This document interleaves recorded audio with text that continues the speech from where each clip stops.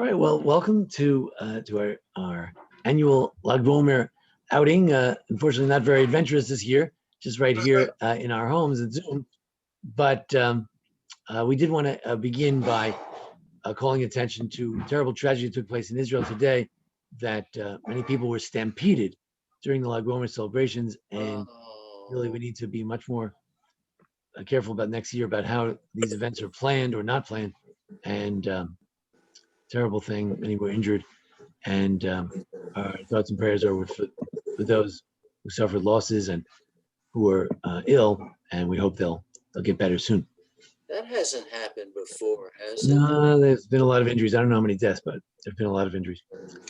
In any event, we Lag BaOmer. So we know what Shavuos is. We know what Pesach is all about. It's hard to define. What is Lag BaOmer? Where does that come from? What's it all about? So I'm going to look at a number of different interpretations. We're also going to have at least two guest speakers. And if anybody else would like to speak as well, they're welcome to. That's Rabbi Nisan and Rabbi Wendy will be joining us as well. But others who want to share a time in a few words are welcome to as well. So first, let's begin with some thoughts on Lag BaOmer. Then we'll count the Omer, and then we'll sing some songs with the Chazan.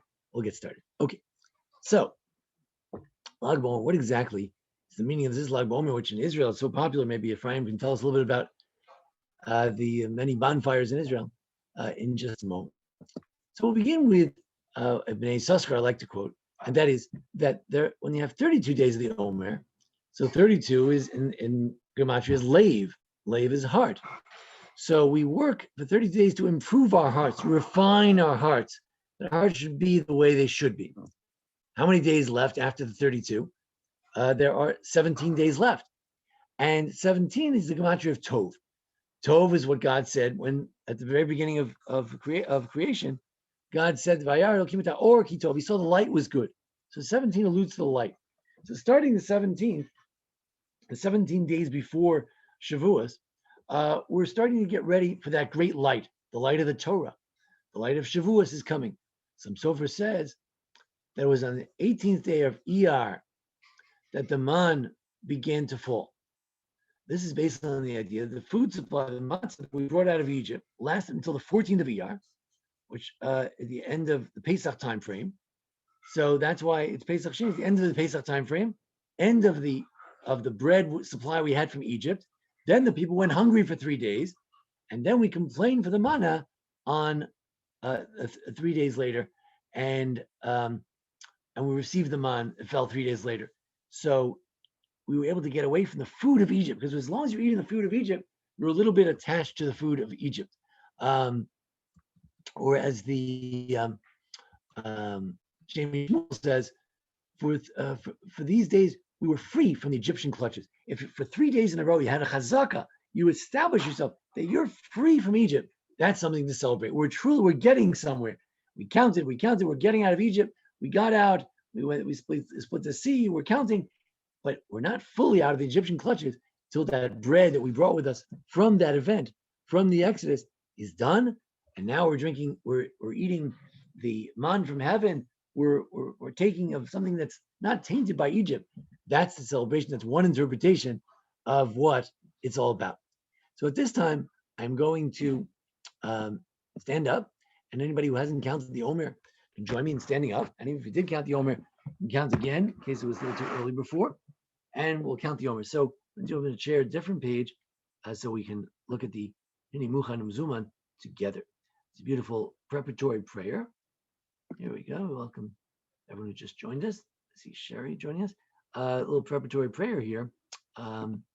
Let's go to that. So we say in Muchan Mzuman Kayim Mitzvahs Seish Series Omer Kmosh Kosu Torah Sphard-Beth Lachem Yachsa Shabbos B'Yom Aviyachem Omer Tufa Shabbos Shabbos Ostmi Mostiena Ad Machasa Acharatza Shabbos Shvis Tishbru Chamishim Yom Temish Mechachas Shaladim Roy.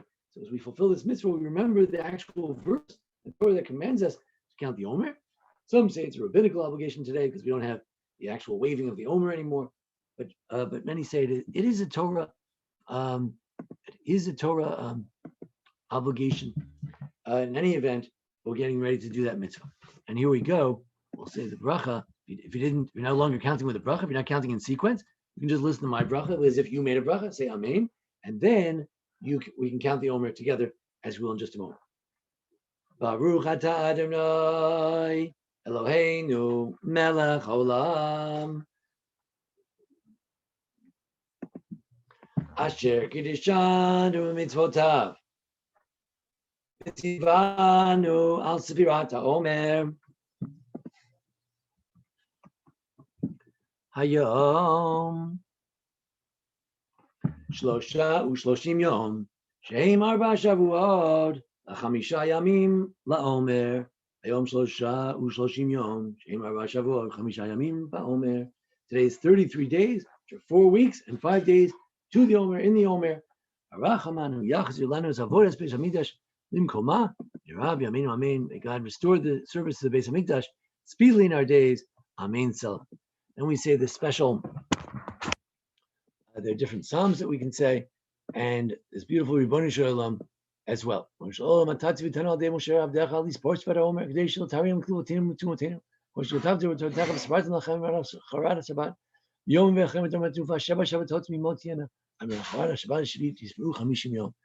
commanded us to count 49 days. Why? So we should be purified from our defilement and our debasement in Egypt.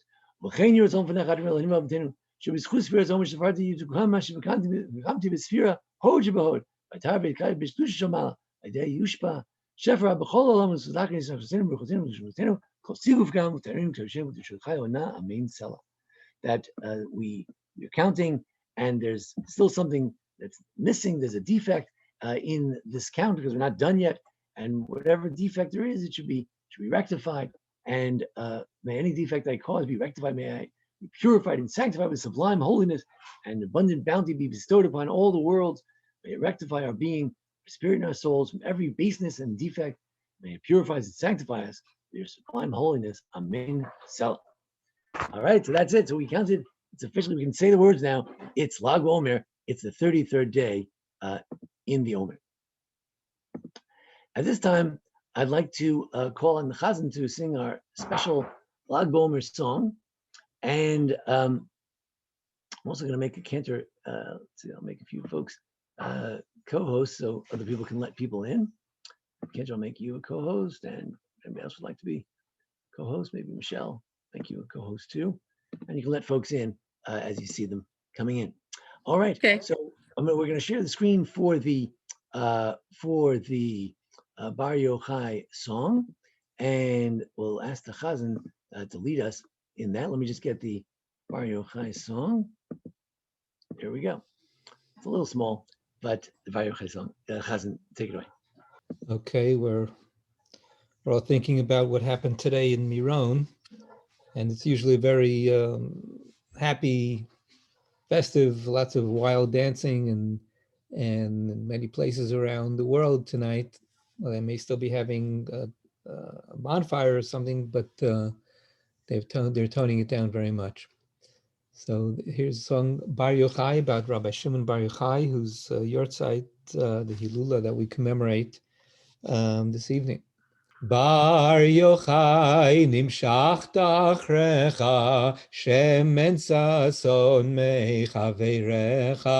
Bar Yochai shemen mishchat kodesh, nimshachta mimidat hakodesh. Nasat tzitz nezer hakodesh, chavush al rosh chaperecha. Bar Yochai Moshav Tov Yoshavta Yom Nasta Yom Asher Barachta B'marat Tzurim She'amadita Kanita Otcha V'hadarecha. Bar Yochai Atzei Shitim Lomdim Limudei Hashem Heim Lomdim Or Mufla Or Haikodem Yoktim Alo ema Yerucham omrecha bar yochai v'listei tapuchim ali talil kol mekachim so Torah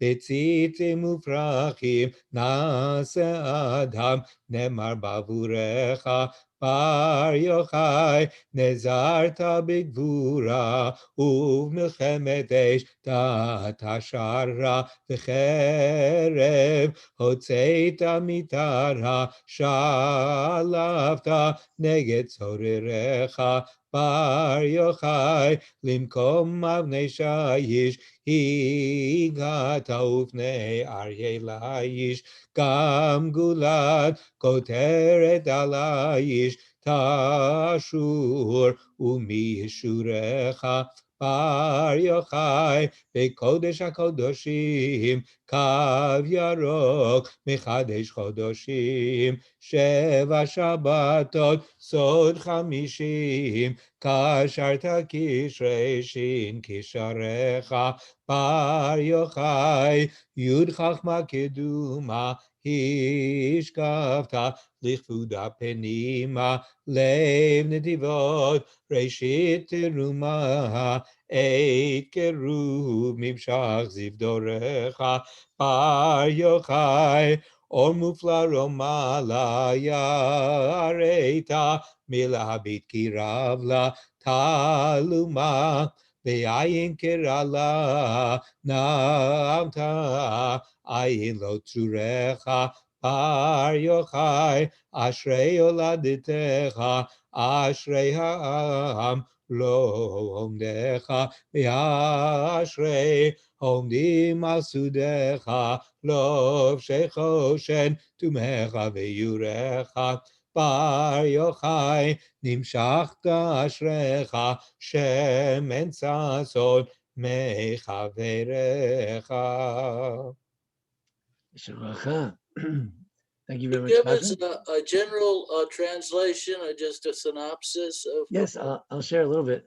The one of the ideas is that that Rav Shimon Bar Yochai, of course, passed away on this day, and he revealed, perhaps right before he died, in general, he revealed the Zohar, he revealed the great mystical secrets, and he, of course, he spent many years in a cave, escaping the Romans and teaching his sons. He was a very mystical kind of a figure, and we praise him. He's anointed with the oil, the one who was able to really reveal these special secrets to the world. The beginning of the redemption of the world, in a mystical sense, was the revelation of the Zohar. And in many ways, as we go through the counting of the Omer, we're trying to perfect ourselves. And perhaps Rav Shimon Bar Yochai represents that ultimate perfection that he achieved, to be able to be the repository of these great mystical secrets that he learned from his Rabbi, in fact, from Rabbi Akiva as well. So I see that, and it's unusual we sing a song about a person. Usually we don't. So Beijing actually writes that that he told us that we sing songs to Shabbos and to God. That's it. that we generally don't sing to people. But perhaps Rav Shimon Bar Yochai is unusual that he had this great mystical achievement, and we can all aspire and only to think, to imagine, to climb, to try to reach the type of heights that he reached. I see that Rabbi Nisan is here with us, and I'll ask him if he'd like to share a few words with us at this time. Welcome to Achim Berger, all the way from Canada. Welcome. Always a pleasure. Yes. Likewise. Let's see. I can't seem to. Oh, yes. All right. Rabbi Nisan doesn't have his spotlight on. Okay, we'll give him a few minutes. When Rabbi Nisan would like to come on, we will we'll welcome him at that time. Meantime, let's look at some other interpretations of what this holiday is all about. So let's take a peek. So we mentioned this idea that it's the time when we start thinking about the light. We developed our hearts. Now we're developing the light. We're getting closer to the light of Shavuos and of Torah as we get closer to Shavuos at this time. Here comes Rabbi Nisan, is coming back again. Great. I'll just share one other thought. Avuri Sharkey had a fascinating sort of idea. That is, we know that every week we talk about the different sphirot, the different emanations of God, expressions of God that we experience. And so there's chesed, 1 week is chesed, 1 week is gevura, 1 week is tiferes, netzach, hod, yisod, and then malchus, the final one is kingship. And they all represent different manifestations of God. Sometimes we experience the kindness of God, the heroism of God, the eternity of God, splendor of God, the shining radiance of God, and foundational kind of a sense, and sometimes the kingship of God. So there's 7 different expressions of Urishaki talks about. So he says, it's interesting, there's a Jewish holiday nowadays in each one of the weeks of Pesach, perhaps corresponding to the Kabbalistic notion that the week represents. First week is a week where we think about God in terms of chesed. And Pesach is a great example of, Pesach occurs during that first week. It is the first week. And Pesach is a great example of God's kindness. Although the Jews were sinful, he took us out of Egypt. Gevura is interesting. Gevura sometimes means that you hold back. Like Isaac was going to be slaughtered on the altar. That's Gevura, that he held back. He held himself back. He said, Dad, tighten my shackles a little more, tighten my ropes a little more. I'm afraid I might flinch. He wanted to hold back. And certainly the Jews at the Holocaust, difficult to even speak about it, put any words to the Holocaust is always blasphemy. But certainly to some degree, they kind of held back. There was heroism. The Israelis and the Zionists like to talk about the heroism of the Shoah in terms of the Warsaw Ghetto Uprising that took place during the month of Nisan, but also during Pesach. But there's also heroism in just saying, look, I'm Jewish, I'm here, and come what may, and just being there and dying al kiddush Hashem. It's also a type of a Jewish heroism, it's not a Herculean heroism. It's a Jewish heroism where you say, look, what can I do? I accept the divine judgment. My life is taken because I'm Jewish. I accept that that's what happened to me. That's Gevura. That's the second week. The third week is Tiferet, the splendor. Tiferet Yisrael says in the Lamentations, where we lament on Tisha B'Av, the falling of Jerusalem, we say, Yishlich mishamayim eretz Tiferet Yisrael. God took from the great heights, he threw it down to the earth, the splendor of Israel. What's the splendor of Israel? The Jewish nation, the Jewish country. And what happened? In that third week, we have Yom Ha'atzmaut, where the Tiferet Yisrael, the splendor of Israel, is rekindled. The next one is the different Netzach. Perhaps we have Pesach Sheni then. Maybe it relates to Moshe Rabbeinu, who saved the Jews many centuries ago, and Herzl was actually born perhaps during this week as well. Maybe he's like a modern day Redeemer. Take it or leave it. That's the Netzach. And Hod, of course, tonight, the Hod Shebahod. It's the 5th of the 5th week. And Hod represents light, and it's Lag BaOmer. When we light the bonfires, why do we light bonfires? Because the revelation of the Zohar was great light. And as we said, the light of Shavuos and Torah is beginning to shine. And the Yesod has to do with chastity and that part of the body. And Rabbi Yisrael Salanter, who was the great founder of the Musar movement, who speaks about chastity as one of the great values, it's his birthday or his yurtzeit, I forget. Probably his yurtzeit, I'm sorry. Is during this week, so the week of Yesod. And of course, Malchus, perhaps Yom Yerushalayim is in the Malchus, because Malchus has to do with kingship. Kingship is in Jerusalem, and so Jerusalem Day is in the month of Malchus. Is Jerusalem Day. So it was destined perhaps that there would be a holiday for each week, exemplifying the different elements of what the month was all about. So on that thought, we'll turn it over to Rav Shuki Nisan, who will share with us some thoughts. We'll try it one more time. Here we go, Rabbi Nisan, take it away. Hi. Thank you very much, Rabbi. I apologize before I just found out, but apparently you called upon my wife when she joined. So that's, I guess she wasn't ready with the speech. Anyways, thank you everyone for having me. Thank you, Rabbi. Thank you, Cantor, for arranging this. Good to see you. It's good to see you, sir.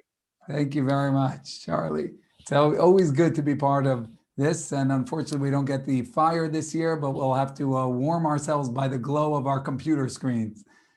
It counts, right? It counts. If it counts for Shabbos, it should count for Lag BaOmer fire. I'll share with you a quick thought and really a story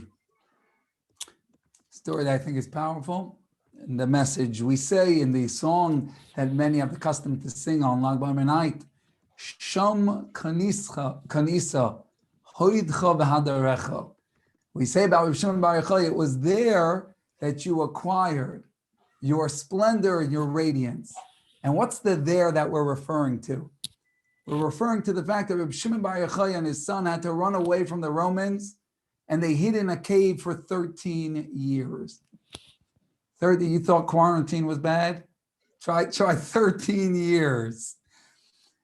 Okay, 13 years they hid. And the song says, it was then during those 13 years, that's when you acquired your greatness. Now, what is the meaning of that? Why, when he was in the cave, do we accredit that period of his life as the time that he gained his true personal greatness? And there's a story said over, I actually have at home a very personal pamphlet that was put out by the Ner Yisrael students, those that knew Reb Ruderman, who was the Rosh Yeshiva of that fine institution in Baltimore. They knew him personally, and this story is written by one of the students there. So it's I guess you call it a first-hand account. This is a second-hand recounting. One of the students once came into Reb Ruderman, walked in to his office, and he saw Reb Ruderman crying. Now, those who don't know who Reb Ruderman was not just the founder of the Ner Israel Rabbinical Seminary, whatever they're called, Ner Yisrael Yeshiva, and he was for decades upon decades, he was also a absolutely brilliant, tremendous Torah scholar and a leader of world Jewry. He was an incredible and exemplary individual. And this student walks in, and there's Reb Ruderman, and he is crying. And the student says to him, Rebbe, why are you crying? And Reb Ruderman says, because you saw those two fellows. There were two young gentlemen that were studying in Kollel, in the yeshiva, in the school at that point, had just walked out of his office. Did you see those two individuals? He said, I'm crying because I'm jealous of their portion in the world to come. You hear that? I'm crying because I'm jealous of their portion in the world to come. And the student says, Rabbi, please forgive me, but you have headed this yeshiva for 50 years at this point. Thousands and thousands of students have learned Torah by your feet. You yourself study hours upon hours and know so much Torah. You are tremendous. Forgive me, but I don't understand. What are you jealous about? And Rav Ruderman said something so profound, so deep. He said, it's true. All the accomplishments you've listed are true. He said, but all those things are natural to me. I love studying Torah. I love teaching Torah. All those decades of doing it, it was what worked with my personality. He said, but these two individuals that just walked out of my office, I personally know that they are sitting and studying Torah amidst tremendous difficulty, and they're overcoming tremendous hurdles to be here. And because of that, I am jealous of their portion in the world to come. You hear that, my friends? Reb Ruderman, with everything he accomplished, turned to these two young students that were overcoming a challenge. And he said, it is that which is true greatness. That's remarkable. I want to be like them. Everything I did that came easy or natural, that's not impressive. These guys are impressive to me. I want their share in the world to come. It looks in quantity like so much less, but in quality, it's so much more. And that is what it means when we say, Reb Shimon Bar Yochai, we sit on Lag BaOmer and we take a lesson from his life that we could take with us. We say, Shom kanisa, hoidcha v'adarecha. It was 13 years in the cave. That's when Reb Shimon Bar Yochai became great. You know why? Because when you're in the cave, when you have the challenge, when you have to overcome darkness, that is when you truly rise to the greatest that you are. The harder something is, the greater that moment is worth, and the higher you climb in that moment. And I think for every one of us, as we come to this Lag BaOmer, last Lag BaOmer didn't happen, and now it's been a year, and we're still struggling. And I think that for every one of us as individuals in a community, and unfortunately this year in Meron, actually right now, there's been somewhat of a tragic event there during the celebration, that I think every one of us has felt the challenge, the sense of being in that cave, a sense of darkness, a sense of Hashem, where is your face? Where is that radiance? But perhaps tonight on Lag BaOmer, when we see Reb Shimon Bar Yochai as an example for us, perhaps we could change the way we process this experience. And instead of being dejected, instead of figuring this is when I'm going to throw in the towel because it's hard, it's just hard to go to shul, and it's hard to study, and it's hard to be happy, and it's hard to pursue mitzvahs. Instead, let's hear that call of Reb Shimon Bar Yochai. No, it's in the cave that you become great. It's in this time of challenge that every one of us is being gifted an opportunity, not an opportunity that feels warm and fuzzy, but an opportunity that can be our splendor and our radiance. When we show up tonight and moving forward saying, what fire can I light? What holiness can I pursue? Not because it's easy, but because it's not easy. And because it's not easy, that's what makes it great. And because it's against my nature, that's what makes it so precious. And God willing, with that inspiration, then perhaps we could take just that one step forward against our nature in the face of difficulty, to rise, climb, rejoice, and find Hashem, so that perhaps Reb Ruderman would even say about us that he is jealous of our portion in the world to come. May we merit to grab that challenge and soar with it. Thank you so much, Rabbi Nisan. Always very inspiring, and thank you so much. It's an amazing story. I do want to add another element of what where Reb Shimon Bar Yochai found his greatness. He found it in the cave, but he also found it in coming out of the cave. So let's take a look at the story of him coming out of the cave. So we have Gemara Shabbos, where he says that when he came out, he was very intolerant when he first came out. He couldn't take it. He was learning so much, and he was wondering what are people plowing and things like that. So we don't know what's going on here. So then Hashem said, go back in your cave. So he comes out, he goes back to learn more, and he comes out, and a year passed, and they emerged from the cave. This time, there was someone who was walking, and he saw on Friday afternoon before sunset, there was an old man who was running, and he was clutching 2 bunches of myrtle blossoms.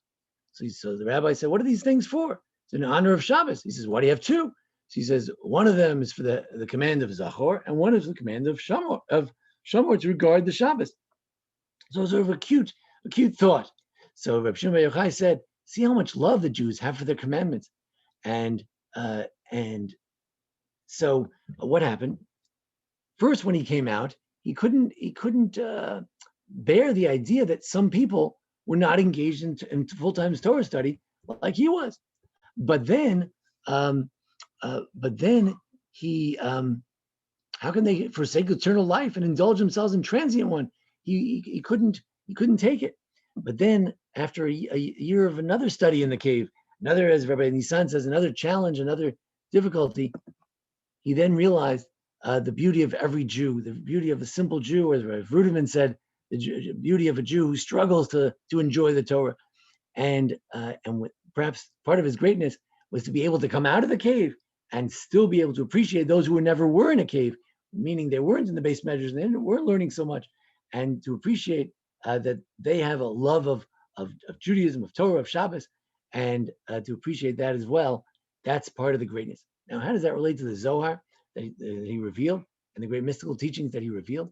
So perhaps we could say that what is the revelation of the Zohar means that anybody could read it. Again, there are different scholars. Some people feel that people should limit their study of the Zohar till they're older, and some people limit the study of Zohar in general. But everyone agrees that to some degree, the revelation of the Zohar, the idea that there is a Zohar, it's a book you can open up and with great guidance and teachers, you can understand what it's saying. That means that he gave a message for that Amcha, for that fellow who loved Shabbos, who had 2 flowers for Shabbos, 2 hadassim, 2 myrtles for Shabbos. He gave something that for all of us, that all of us could touch, some of his hod, some of his splendor, some of his greatness. So that's a little bit about Reb Shimon Bar Yochai. And again, thank you, Rabbi Nisan. And again, we're all thinking about the folks in Israel tonight who, unfortunately, it's such a wonderful gathering, so many people dancing and all that, but terrible dangers of too many people gathering. And once again, terrible injuries tonight. I think worst ever for Lag BaOmer. We hope. What happened in Moran? I missed it. It was a stampede, and people slipped on the stones, and then and they were all pushing, so they landed out all falling each other, and people died. But I don't think we know exactly yet. But 38 people died. 30 people died. There are some who were in critical condition, and some 50 people who were injured. So we pray for Shlema and for the families who lost loved ones. But let's continue and let's see what other meanings other meanings we can find in this day. So let's turn to another interpretation. This time of the Omer, it's kind of sort of hard to say what it is. We have a number of different videos where we talked about classes. Is the Omer time a happy time? Is it a sad time? And one answer is that it's a potential time. It depends. If you count properly and you get to Mount Sinai, then it's a great time. If you don't get there, then it's not a good time. It has potential. And so we can see that in a number of ways. According to the Ramban, it was supposed to be like a Chol HaMoed. It was like supposed to connect Pesach and Shavuos, like the beginning of Pesach and the end of Pesach. You have Chol HaMoed in the middle. Beginning of Sukkot, the end of Sukkot. You have Chol HaMoed in the middle. So you have Pesach at the beginning, Shavuos at the end, and this whole Omer, it's like a Chol HaMoed. But then it turned into mourning. I haven't shaven recently, right? It's a time of mourning. What happened? Because potentially it was a great time. It was a holiday time, but it became a mourning time. And nowadays it's becoming a joyous time again. We have Yom Ha'atzmaut, Yom Yerushalayim. There are happy things that are happening during this time. And of course, Lag BaOmer itself, happy day. Also, Pesach Sheni, that which we had last Monday, the second opportunity to do Pesach, shows you that it's a time when we have opportunity to grow, opportunity to do better. And in fact, during this time, Jews returned to Israel and reestablished Israel, Yom Ha'atzmaut. During this time, people returned to Jerusalem and recaptured Jerusalem. And who's one of the heroes of the day? Well, we know that. Why do we mourn during this time? Because the 24,000 students, the 12,000 pairs of students of Rabbi Akiva perished during this time, between Pesach and Shavuos, during 33 days during that time. But what happened in Lag BaOmer? They stopped dying, either permanently or they took a break. So whose students were they? Rabbi Akiva's students, who was the teacher of Rabbi Shimon Bar Yochai, by the way. They were his students. Who is Rabbi Akiva? Who is Rabbi Akiva? Rabbi Akiva is the ultimate Baal Tshuva, person who returned, who showed that it's possible to return to Judaism after 40 years of ignorance. He could return to Judaism because this period is a period of returning, of coming back, of going away from Egypt and getting toward the Torah. It's a period of transformation as well. And what happened on the 33rd? His students had all died, but they stopped dying. He found 5 students, and with them, he reestablished Judaism. One of them being Reb Shimon Bar Yochai and Reb Meir, Reb Shimon, Reb Nehemiah, Reb Yehuda, and Reb Elazar. The 5 students, and those 5 students, they were the basis of the Mishnah, and they rebuilt Torah. So it's a time when we can rebuild, we can fall apart, we can have the terrible destruction of 24,000 students.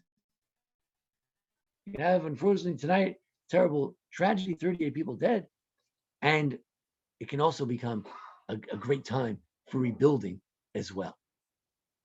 Also, today is Hod Shebahod. Hod is the 5th, one of the midos, representing one of the 5 ushpizin, of 5 holy figures who correspond to these divine emanations and representations. And so you have Abraham, Isaac, and Jacob, that's 3, and Moshe and Aaron. So the 5th one is Aaron. He's Hod, and today's the 5th of the 5th. So it's the Hod Shebahod, it's Aaron of Aaron. It's related to Aaron. And Aaron also, the person who helped people do tshuva. People would say to themselves, if I'm a good friend of Aaron, I can't do anything wrong because Aaron said hello to me this morning and he's so close with me, I can't do anything wrong. So this time of Lag BaOmer is also related to tshuva through Aaron as well. Let's see, Rabbi Wendy's supposed to join us. If anybody sees Rabbi Wendy, I don't see him on, but then just let me know if we see him coming on. Let's turn to the top 10. I put together top 10 a la Letterman type of thing here, where we have the top 10 things about Lag BaOmer. Let's take a peek. Some of it shared already, a little bit. Let's take a look like this. Top 10 meanings of Lag BaOmer. Number 1, today to reach our potential, as Reb Shimon Yochai, who died this day, reached the ultimate potential as a mystic. A great scholar of, don't forget, he was a great scholar of the Talmud, the Mishnah, and a great mystic. So why do we sing a song? Because we aspire during this time to reach those qualities exemplified by God's different qualities of kindness, heroism, splendor, kingship, etc., self-control. And Rav Shimon Yochai reached all of that potential. So that's why he's one of the things we celebrate today. Number 2, it's a day to find the hidden secrets of the Torah, as was the day that the Zohar, the main work of mysticism, was revealed. Some say not only did Rav Shimon Yochai die, but Zohar is revealed. Maybe it's a time to think about mystical meanings. Number 3, it's a day to get in the habit of Torah life, as it was the 3rd day on which the manna fell from heaven and the holiness became entrenched in us. If we're getting ready for Torah, it's time to be ready, to get ready to receive the Torah. We should really be preparing ourselves. We shouldn't just say, well, what kind of cheesecake are we having for Shavuot? Or, just keep counting the Omer. Today is this day. No, we should be thinking, am I ready to receive the Torah? That's what we should be thinking at this time. Number 4, today to rededicate ourselves to the study of Torah, Talmud, as the yurtzeit of one of the greatest Talmudists, Reb Shimon Yochai, who learned everything from the greatest Talmudist, Rabbi Akiva. He was one of the great Talmudists, and we celebrate that as well. It's not just mysticism. It's all based on the Talmud as well. Number 5, it's a time to celebrate the idea that Torah will always live on. In the days of Rabbi Akiva, thousands of students died. Today, 38 people died. But Torah continued. 5 students who were left, including Reb Shimon Yochai. Number 6, today, the light of Shavuos begins to sparkle, as we mentioned before. 7, it's a day when the light of the Mashiach begins to be revealed. Some say that Reb Shimon Yochai was like the beginning of it, was why he was anointed. There was a sense that there was a messianism that began then with Reb Shimon Yochai, and we're still working on fixing it and bringing it out. Number 8, it's the day we try to fix our hearts. Maybe we had 32 days already. How's our heart doing? How did we do? Have we repaired our hearts? Are we ready to receive the Torah? Ready to have a heart to receive the Torah? Number 9, it's the day when we celebrate the light of mysticism, which keeps us uplifted in this exile. Right? Since we're exiled, it's the light of the Torah and light of mysticism that keeps us going. And finally, the day to celebrate Rabbi Akiva's teaching that loving your neighbor as ourselves is a cornerstone of the Torah. This was a time when the plague among his students who were disrespectful to each other. They did not appreciate that idea that we should not only love each other, but should honor each other, respect each other, as if not only do I love my neighbor as myself, but I recognize the honor of my friend is as great as mine. I want to honor my friend. This was something they didn't do. They didn't honor each other. It's a time to remember this lesson of not only love, but honor of each other. This is a time, and therefore, today we learn that lesson. The students stopped dying. Perhaps some say Rabbi Akiva started preaching. Well, you got to give not only love, but honor one to another. Maybe it was a time when he taught that loving your neighbors yourself. This is a klal gadol b'Torah. This is a major principle in the Torah. So those are some top 10 meanings. I don't. Wendy was going to join us. I don't see him here with us. But I will. Let's see. We have a couple of comments. There's our Wendy. He's back. There he is. There he is. And Rabbi Wendy, just in time, would you share a word with us? I know Wendy's very busy tonight. And there he comes. Great. Thank you also, Ephraim. Wendy, as soon as you're ready, we're ready for you. I'll be ready in a moment. I'll just move to the place. And, Okay, great. And while we're waiting, well, a couple of things about top things we do on Lag BaOmer and why. So take a look over here. Shoot bows and arrows. You know, many of us have school outings. The school's going to have a big outing tomorrow. And number one, to remember how they hid from the Romans, pretending they were doing archery and camouflage the learning of Torah. Also, an interesting idea to recall that during the days of Rabbi Shimon Bar Yochai, whose yahrzeit is today, they saw no rainbow. Why? Because they didn't need a rainbow. God didn't destroy the world because Rabbi Shimon Bar Yochai was alive, not because of the covenant with Noah. But today we do have a bow. We use a bow and arrow to recall this fact that we wish we could live in an era where we didn't need a rainbow. God wouldn't want to destroy the world. And number three, to recall the light of the Torah, which begins to shine. What that has to do with the light, but we light bonfires to reflect the light of the Torah, which begins to shine through the Zohar and through Shavuos at this time. Some people have the custom, as we know tragically tonight, visit the tomb of Rabbi Shimon Bar Yochai. And of course, top thing to do on Lag BaOmer is to count the Omer. Make sure each one of you just simply says today, 33 days in the Omer, which are 4 weeks and 5 days in the Omer. So at this time, we'll turn over to Rabbi Wendy to share with us a thought all the way from the Kol Torah Mitzion from his Israeli perspective. So first, good evening, everyone. We hope to hear B'sorot Tovot and good things that will come to our nation. In Israel, the Lag BaOmer is usually it's a day of fires. You walk around the street and everyone I'm talking Haredi, ultra right or ultra left, everyone on Lag BaOmer lights fires. And always I ask myself, what happened at Lag BaOmer from all other days? How did that get the special thing of fires? But before that, I'm sure Rabbi Finkelstein mentioned the idea that what happened on Lag BaOmer is that Rabbi Shimon Bar Yochai passed away. And it seems quite strange, like to have a big party and fires when Rabbi Shimon Bar Yochai passed away. Usually you think to do something maybe sad, something more slow. Fires and lighting and singing all night. Well, what's so special about this day? You know, there's a joke maybe more related to Purim, but still can bring something to us. When Haman, the wicked Haman, was trying to look for a date to kill the Jewish nation, he did a lottery between all the months, and Adar was chosen. And Haman knew a bit of Jewish history, and he was very happy. He said, wow, that's a great date. It's a great month. That's the month when Moshe Rabbeinu passed away. So that's the month when Moshe Rabbeinu died. What Haman didn't know is that not only Moshe Rabbeinu died on this month, it was also his yahrzeit. And the yahrzeit is something else.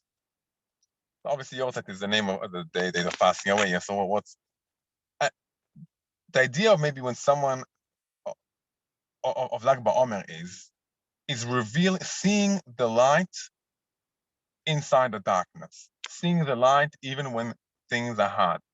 And the Zohar tells us in Idra Zuta, a section from the Zohar, that on the night or the day that Rabbi Shimon Bar Yochai, when he passed away, there was so much light filling the house and fire surrounding his bed. No one could get close to him. When something has happened, then that's when we try to put our effort to see the light inside us. And the idea of Rabbi Shimon Bar Yochai, he always tried to look at beyond things, to reveal things, to see what can we learn from different things? What message do we see? What's the inner point? What's the inner point of a person? What's the inner point of an action? Not the time for now, but I'm sure Rabbi Finkelstein somewhere they will give a class about Eino Miskaven and Rabbi Shimon and the inner, what does a person think beyond what we see? That's the idea of Rabbi Shimon Bar Yochai, to always look behind what we see in our naked eye, to try and see something much deeper to it. And when Rabbi Shimon Bar Yochai passed away, well, to our naked eyes, he passed away. But really what happened? That is when he became famous. That was the day of his happiness. That's the day when his Torah spread out. And I think maybe each person of us has an inner fire inside him. Doesn't matter if a person feels dark, he feels good, he feels bad. Each one of us has this inner fire inside us. That's what makes Lag BaOmer so special. That's the time where each one of us can light his inner fire, take a small match, and doesn't matter if he's ultra right, ultra left, young, old, feels good, feels bad. Each one of us has a great fire, and that's the time to light it. And with this, I want to wish all of us to take a match and light our inner fire and try and shine the world. So may we have a Lag BaOmer Sameach this year and B'ezrat Hashem next year's, and Lag BaOmer of filling ourselves with happiness and delight. Thank you so much, Wendy, and I appreciate reporting live from some clandestine bar mitzvah location. We appreciate it. We appreciate it, and thank you for joining us. It's very inspiring as well. Thank you, thank you.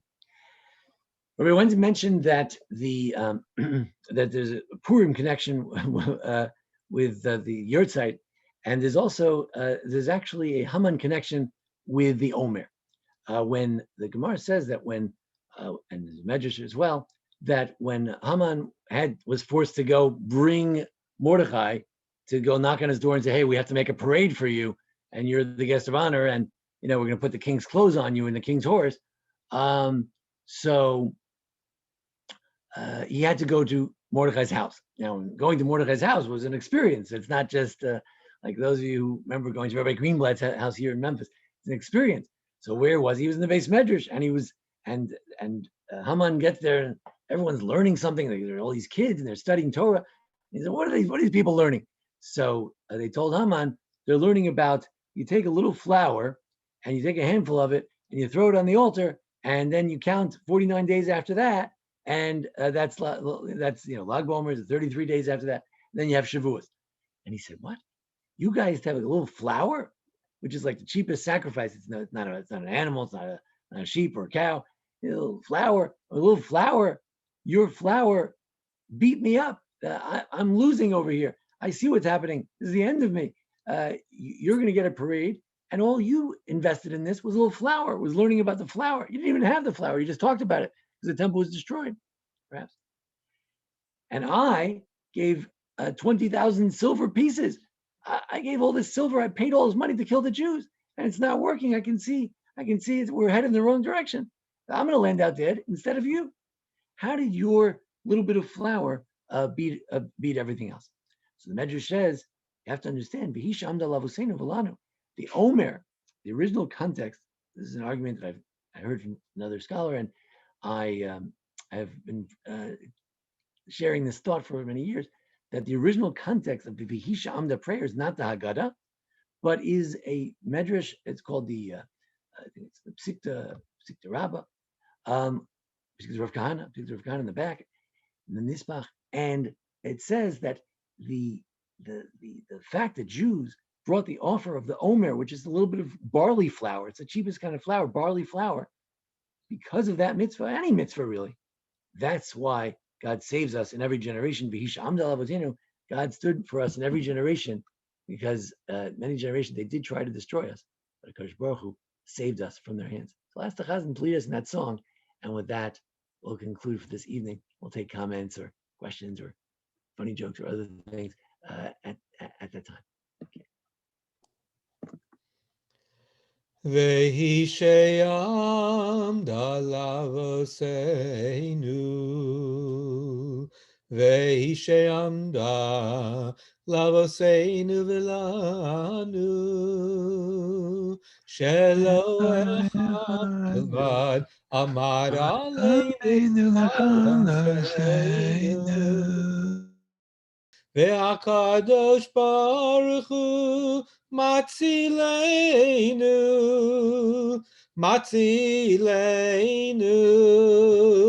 miyadam. VeHakadosh Baruch Hu Matzilenu, Matzilenu, Miyadam. La la la la la, la la la la la la la la, la la la la la la la la la, la la la la. Lai lai lai lai lai la la lai lai lai la la lai la la lai lai lai la la lai la la lai lai lai lai lai lai la lai. Thank you very much, Chazan, and thanks to all of you for joining us. And we, fortunately, were not able to join at the Kahanas, but we thank them for offering their backyard for the nice bonfire. But unfortunately, it was so muddy out there, so rainy, we weren't able to do that. But God willing, next year we won't have to have any mass, won't have to have any distancing. We can all get together and have a wonderful bonfire, a wonderful occasion. Again, for Shlema, to all those in the land of Israel lost who were injured tonight, a big tanchumim and consolation to those who lost relatives tonight in this terrible stampede. We should hope in the future we always celebrate with our head, not with our heart, and always make sure that we have proper safety precautions in the future. Make sure that something like this should never happen again.